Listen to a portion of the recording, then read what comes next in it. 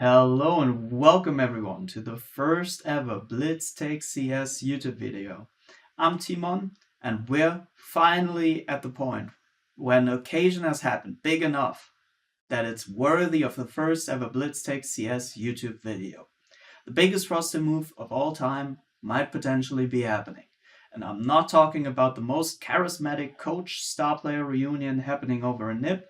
I'm talking about Karrigan potentially joining Falcons, becoming their IGL, reuniting with Nico and Sonic, and building, another part of the Falcons super team where they now have a contender for the best ARPA ever, contender for the best rifler ever, contender for the best coach ever, even though recently developments have not been so positive and there's a lot of hate coming towards Sonic. And at least with Glaive a contender for the GOAT IGL, I think if you were to start a vote in the community or with analysts in the community, likely the number one IGL of all time. So that within of itself is a very exciting roster move. I'm going to be talking about the narrative surrounding it, the overall team structure, and then specific role changes that might happen due to this change, and how Falcons could look overall. First of all, what was wrong with Falcons? As of the point of me recording this, they might be winning IEM Rio, they've just beaten Vitality, so it is a very strong team still. But why are they beating Vitality now, and why do they look so good at this tournament? That is in part that is part of the reason why they might be adding Karrigan. The pressure has been relieved.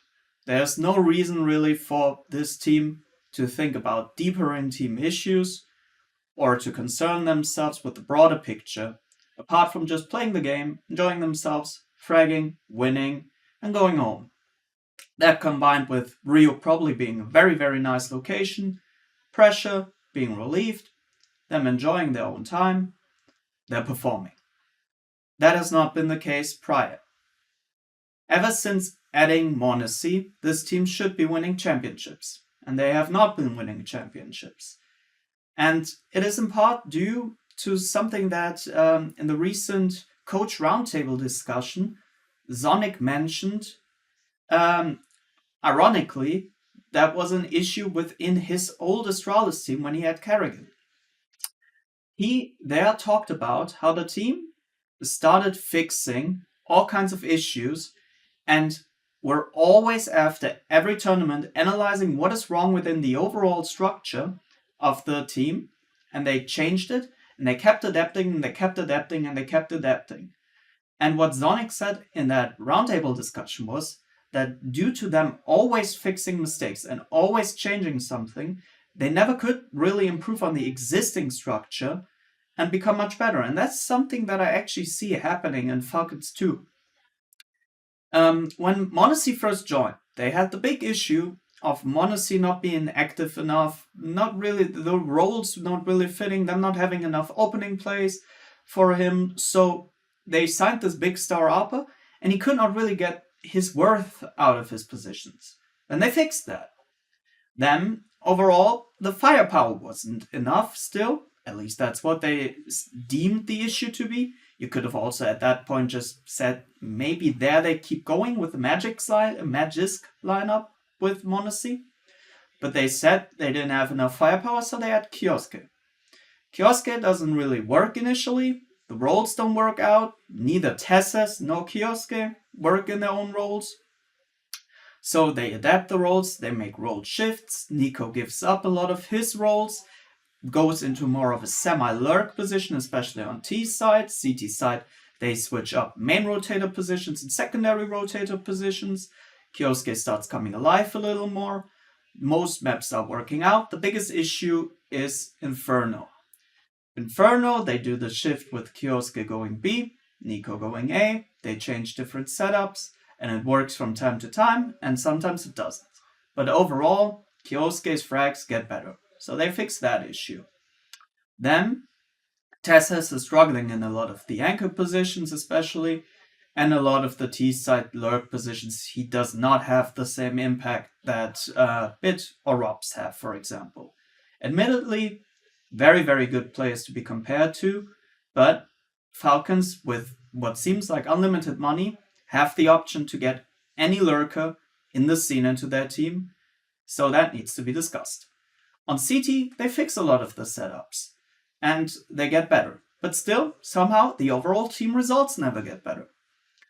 This is a mentality issue. That is also why they lose so many seemingly unlosable rounds. And that is also why, once the roster knows that it's dead, they start playing well and they can beat Vitality. That is what happened when Dexter knew he was getting removed. They did not beat Vitality there, but they won the tournament. And that is what's happening now. Karrigan, who, in terms of firepower, is way, way better than Karrigan, knows he's getting removed. The entire team knows he's getting removed. Or at least they seem to be assuming it. And they play loose. They can listen to the calls. There's no need to question the bigger picture of the team. There's no need to get nervous. If this team fails, this team's over anyways. It's already failed. The ship has sunk. It doesn't matter. So, they just play their game. Kicksan's individual level looks much better this tournament than it did in previous tournaments. And the players just seem to be in an overall good mood. And it's one of the key problems in Falcons is that the entire atmosphere around this team seems very sterile and kind of fake. And now they can just play loose and enjoy themselves. They don't need to question the overall direction that Kicksan is giving them because they know that even if the direction is wrong, it's going to be the last time they play like this. So they just go ahead with the game plan, and the game plan's working. Which, why shouldn't it be? Kicksan has been part of good teams. He's not a bad IGL.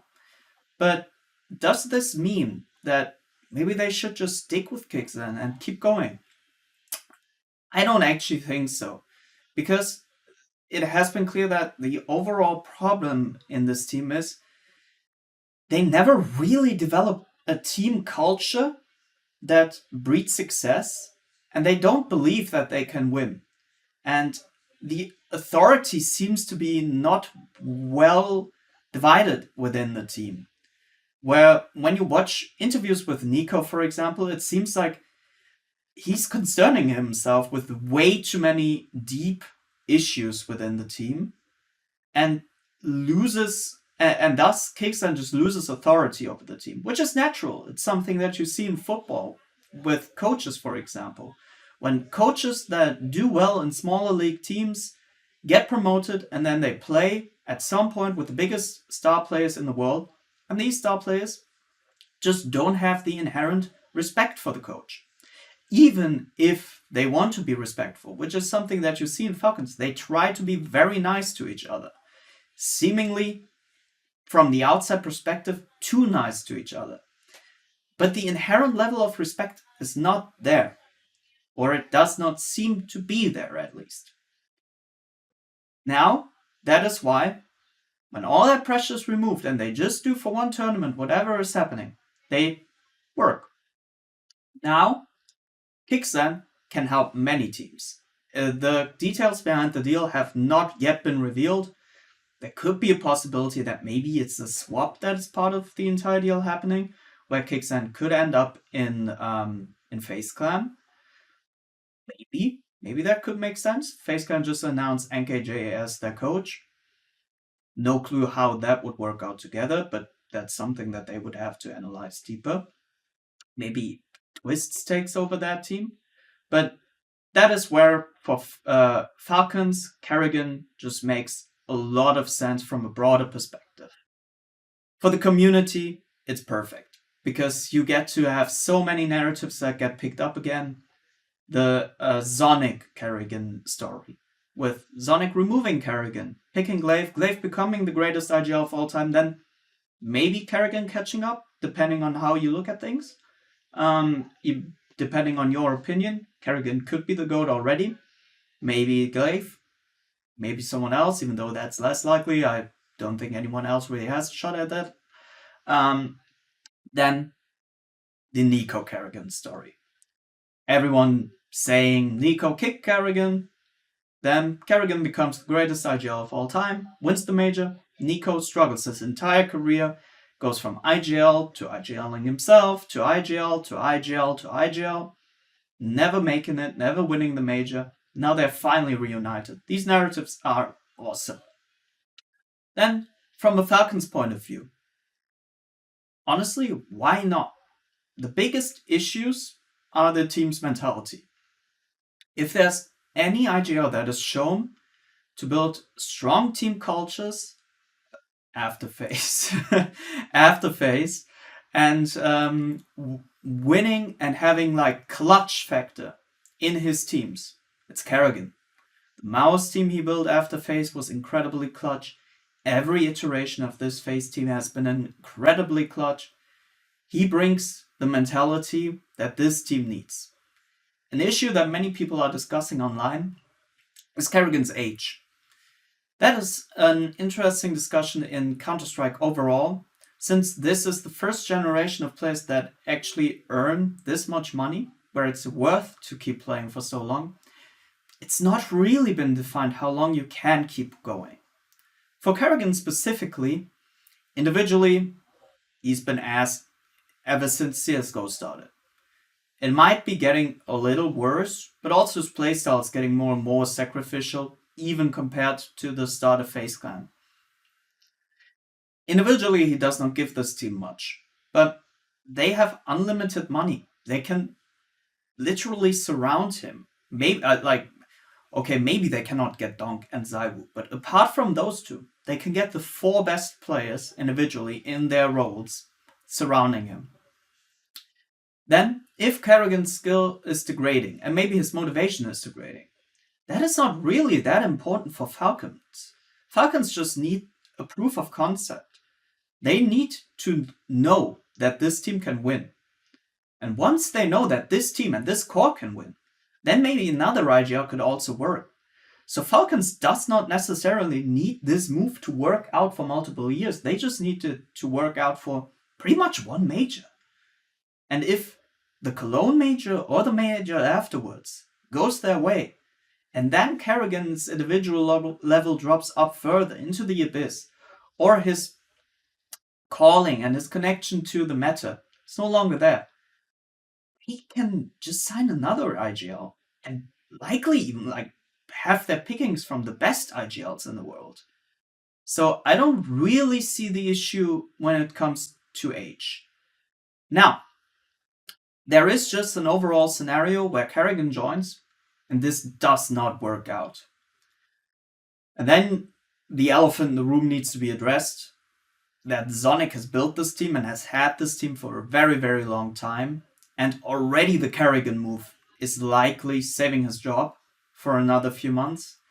If that move also does not work out, and you've had some of the best players in the world for such a long time, and team culture and team playstyle keep being the issues, stopping your team from being the best team in the world, which it should be, then his ass is on the line. He needs to leave. But I'd give this team a shot in terms of fixing the actual issues. Because if Karrigan does not fix this, then this is not fixable. Then you need a complete revamp of the team. Because Karrigan's skills are especially in fixing these issues that are in the team. Then there's obviously the interesting story of how will Nico work together with Karrigan. And I think that should work pretty fine. Because realistically, it worked fine for quite a long time in FaZe Clan already. And that was when both were worse at their job. Karrigan was worse at man management. Nico was worse at, well, his skills were really good, but he was also socially not where he is now. His English has improved. So the communication level should be much higher. And I think that both have gone through a lot of personal development and they've expressed the interest to work with each other again multiple times in different interviews. And I think that this might work. Never know. Maybe they join up, they go to the first final, the calling is problematic, and immediately their mentality is back to where it was when they first broke up. But I don't think so. I don't think that this will be the case. So then the issue becomes Karrigan is obviously a much worse fragger already than Kixan. Is that problematic for Falcons? I don't really think so, because in terms of roles, on CT side, you can make some adaptations now. Karrigan usually plays small side anchor roles, which largely are regarded as the worst you can play. Kixan prefer playing big side anchor roles. So this already frees up Tessas to move him to spots where he gets a little more action, a little more choices during the round, gets to link up more with the main rotator on the maps. So this should free up Tessas to get a little more out of him on CT sides. Then, specifically on some maps recently, Karrigan has not been playing those small rotator roles. Nuke, where I don't think he'll keep playing outside, as he's done in phase for a little while. I do not think he will do that now, where he has players that can actually play that position, so that is already done. And then Anubis.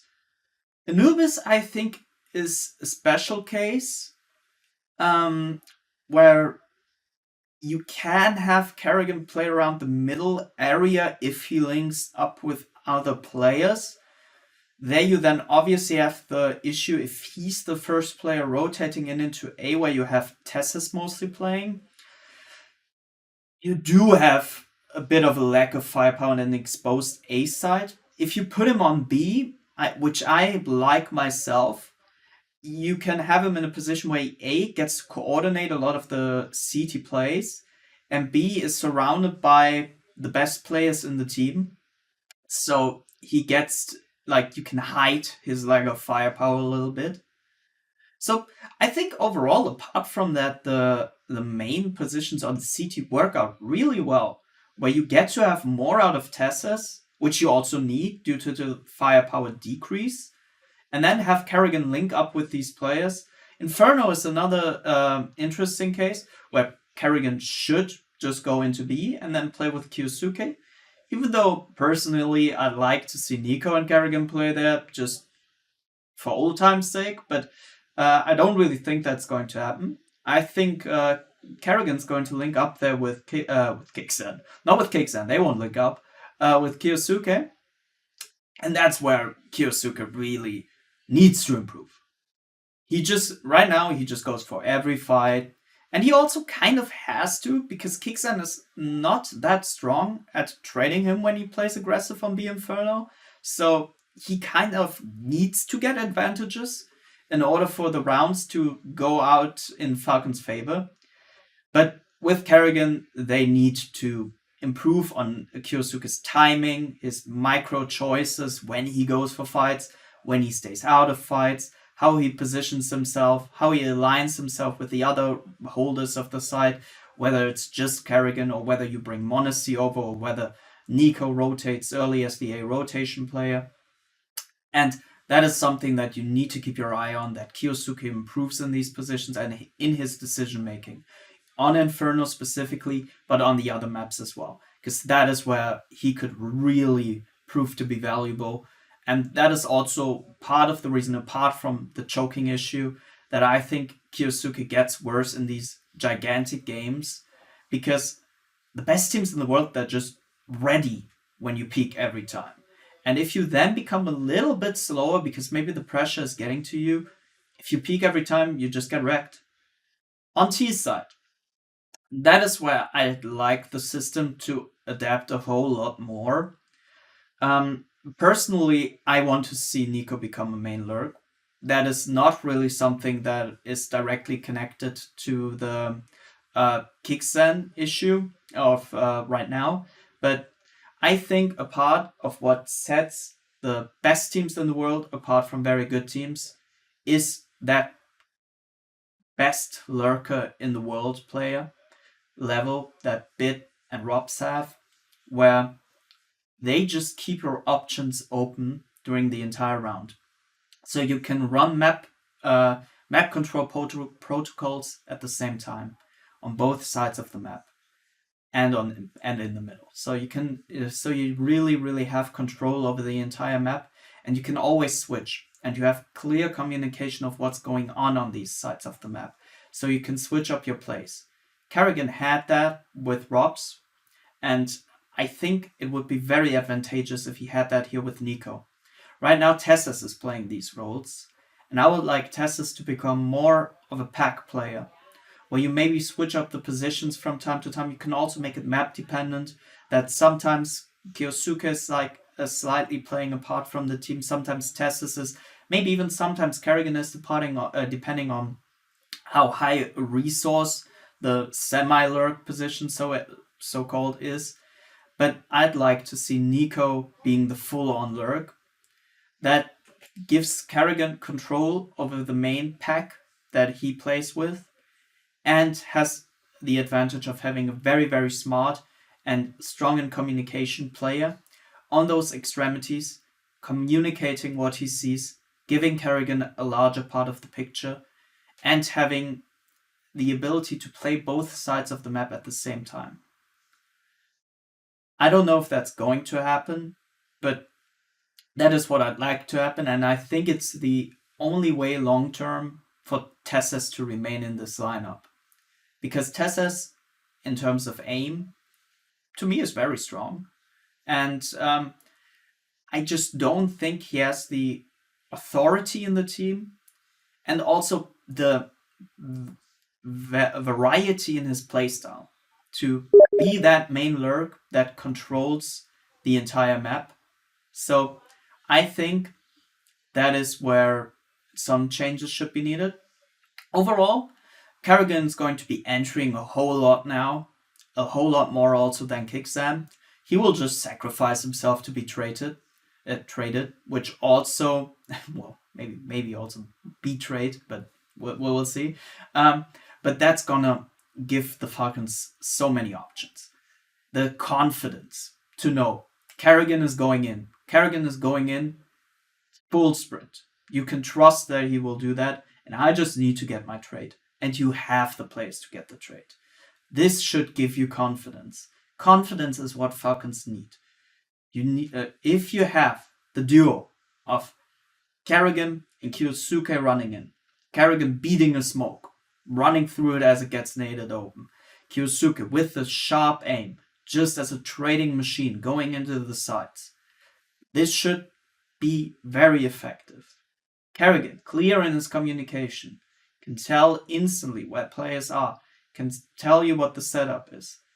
Then the aim must come in with the trading. This should work out really well for Falcons. Then, maybe when you have setups where you are where you have less sacrificial entry positions, Karrigan can throw the util. He can be the hard support. He can call what kind of play you're running. He'll throw the utility, maybe with Monacy. Nico keeps an eye on the other side of the map. And then you have Tessus and Kyosuke running in as a trading duo.